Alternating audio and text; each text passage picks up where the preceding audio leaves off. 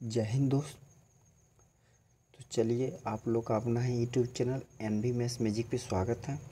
तो दोस्त आज हम लोग बात करेंगे इस क्लास में कि प्रकाश का परावर्तन किसे कहते हैं। प्रकाश का परावर्तन किसे कहते हैं इस चीज़ के बारे में हम लोग अच्छी तरह से पूरी कॉन्सेप्ट के साथ पढ़ेंगे। अगर दोस्त आप लोग हमारे चैनल पर नए हैं तो प्लीज़ चैनल को सब्सक्राइब करें, लाइक करें, अपने दोस्तों के बीच शेयर करें ताकि ये चीज़ उन लोगों के पास भी पहुंच पाए। और दोस्त मैं कहना चाहूँगा प्लीज़ आप लोग मुझे सपोर्ट करें। देखिए अगर आप एक सब्सक्राइब करते हैं तो उससे आपको कोई मोबाइल का कोई चीज़ घट नहीं जाता या आपको पैसा नहीं लगता। अगर मान लीजिए सब्सक्राइब कर देते हैं तो क्या होता है कि हम लोग को क्या होता है कि अगर आप लोग हम लोग को पसंद करते हैं तो हम लोग को इस चीज़ पे काम करने का और मन करता है और हम लोग और बेहद कर पाते हैं। इसीलिए आप लोग सपोर्ट करें कि मैं आप लोग के लिए और बेहद कर पाऊँ। ठीक है, तो चलिए दोस्त आप लोग के समय ना लेते हुए क्लास को स्टार्ट करते हैं। तो सबसे पहले जानते हैं कि प्रकाश का परावर्तन होता क्या है। तो प्रकाश का जो परावर्तन होता है कोई मान लीजिए कोई परावर्तक सतह होता है, मान लीजिए जिस पर कोई लाइट पड़ती है और पड़ने के बाद क्या होता है वह उसी माध्यम में उस चीज़ को कन्वर्ट कर देता है। तो इसी घटनाक्रम को हम लोग कहते हैं प्रकाश का परावर्तन कहते हैं। तो चलिए हम लोग पढ़ते हैं और अच्छी तरह से इसको समझते हैं। जैसे मान लीजिए कहता है कि प्रकाश का परावर्तन किसे कहते हैं। तो कहता है प्रकाश का परावर्तन जब प्रकाश किरण किसी सतह से टकराती है और टकराने के बाद उसी माध्यम में लौट जाती है तो इस घटना को प्रकाश का परावर्तन कहते हैं। कहता है कि जब प्रकाश की किरण किसी सतह से टकराती है तो कोई मान लीजिए सतह है, ये M1 M2 कोई सतह है। तो प्रकाश की किरण जब इस सतह से टकराती है और टकराने के बाद उसी माध्यम में लौट जाती है और टकराने के बाद उसी माध्यम में लौट जाती है तो इस घटनाक्रम को हम लोग प्रकाश का परावर्तन कहते हैं। तो जो ये पूरा घटना घटती है इसे हम लोग क्या कहते हैं, प्रकाश का परावर्तन कहते हैं। तो चलिए अब इस चित्र को थोड़ा समझते हैं। देखिए ये हमारा कोई समतल सतह हो गया M और इस सतह से जो किरण टकराती है, जो किरण आती है और इस सतह से टकराती है तो उस किरण को हम लोग कहते हैं आपतित किरण। और टकराने के बाद जो किरण परावर्तित होती है तो उस किरण को हम लोग कहते हैं परावर्तित किरण। और जो यह बिंदु है इस बिंदु को हम लोग कहते हैं आपतन बिंदु। अर्थात कि जो आपतित किरण सतह के जिस बिंदु पे टकराती है उस बिंदु को हम लोग कहते हैं आपतन बिंदु कहते हैं। ठीक है, और आपतन बिंदु पर जो लंब डाला जाता है इसी लंब को हम लोग क्या कहते हैं, अभिलंब कहते हैं। और आपतित किरण और अभिलंब के बीच के कोण को आपतन कोण कहते हैं और परावर्तित किरण और अभिलंब के बीच के कोण क्या कहते हैं, हम लोग परावर्तन कोण कहते हैं। चलिए अब हम लोग और आगे बात करते हैं।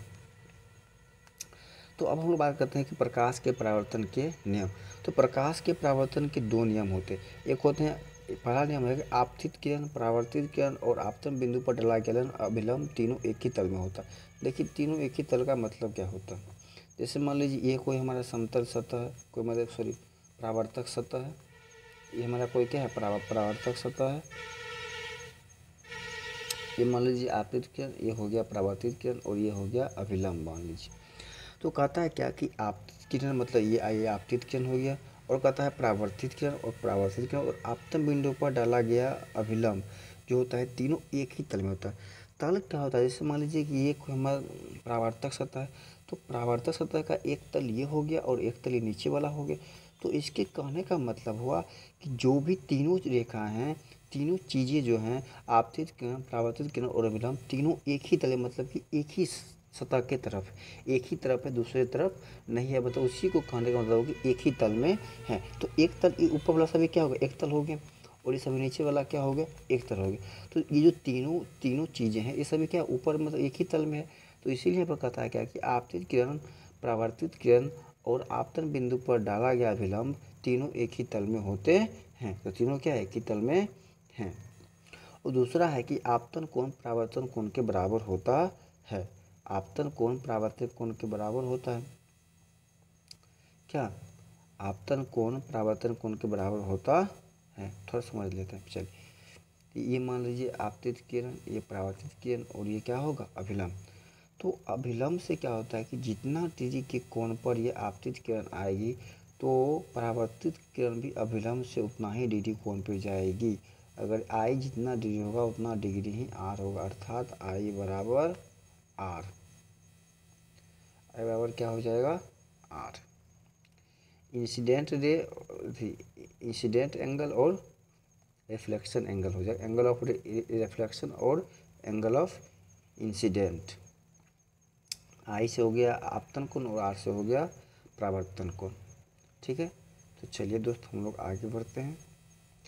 आगे हम लोग बात करते हैं कि आपतित किरण किसे कहते हैं। आगे हम लोग बात करते हैं कि आपतित किरण किसे कहते हैं।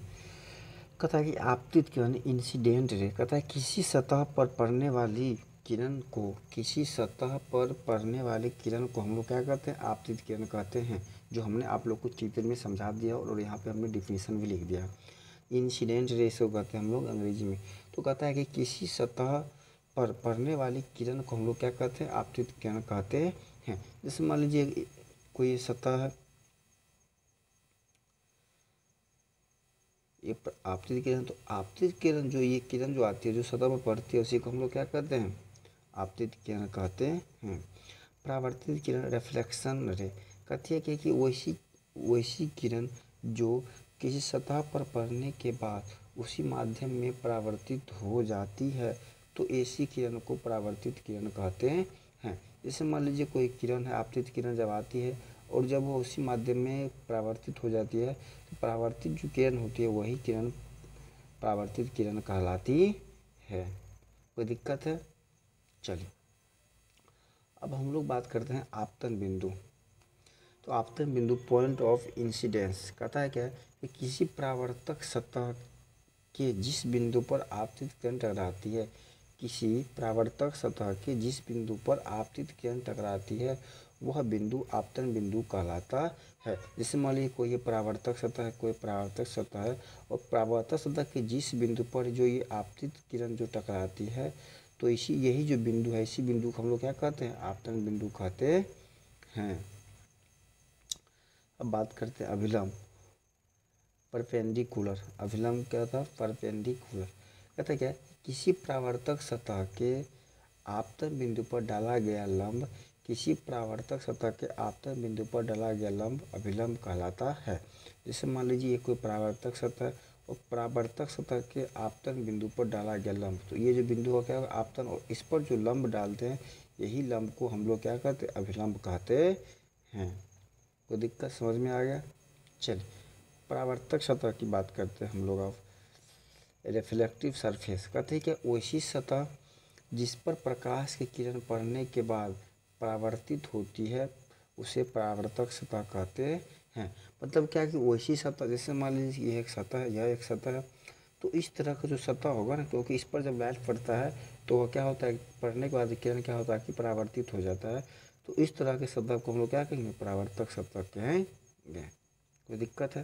नहीं। चलिए अब हम लोग बात करते हैं कि आपतन कोण, एंगल ऑफ इंसिडेंस। कहता है क्या कि आपतित किरण और अभिलंब के बीच बने कोण को आपतन कोण कहते हैं। कहता है कि आपतित किरण और अभिलंब के बीच जो कोण बनता है, जैसे मान लीजिए कोई परावर्तक सतह है, ये कोई परावर्तक सतह है और इस पर जो मान लीजिए आपतित किरण है और ये अभिलंब है, ये हमारा क्या हो गया? आपतित किरण, ये हो गया परावर्तित किरण, ये हो गया अभिलंब। तो कहता है क्या कि आपतित किरण और अभिलंब के बीच जो कोण बनता है इस कोण को हम लोग क्या कहते हैं? आपतन कोण कहते हैं। इस कोण को हम लोग क्या कहते हैं? आपतन कोण कहते हैं। अब है परावर्तन कोण, एंगल ऑफ रिफ्लेक्शन। रिफ्लेक्शन कहता है क्या कि परावर्तित किरण और अभिलंब के बीच बने कोण को परावर्तन कोण कहते हैं।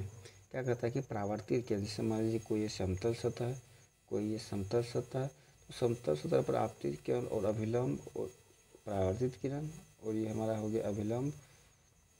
तो कहता है क्या कि परावर्तित किरण और अभिलंब के बीच जो कोण बनता है इसी कोण को हम लोग क्या कहते हैं? परावर्तन कोण कहते हैं। तो चलिए दोस्त, आप लोग को वीडियो, अगर ये क्लास अच्छी लगी होगी तो हमको आशा है कि आप लोग को अच्छा ही लगा होगा। तो प्लीज़ हमारे चैनल को अभी तक सब्सक्राइब नहीं किए हैं तो अब आप सब्सक्राइब कर दीजिए और अपने दोस्तों को भी ज़रूर शेयर करें और हमें सपोर्ट करें, ताकि आप लोगों के लिए मैं और अच्छा कर पाए और बेहतर तरीक़ा से आप लोगों के लिए पढ़ा पाए। जय हिंद, जय भारत।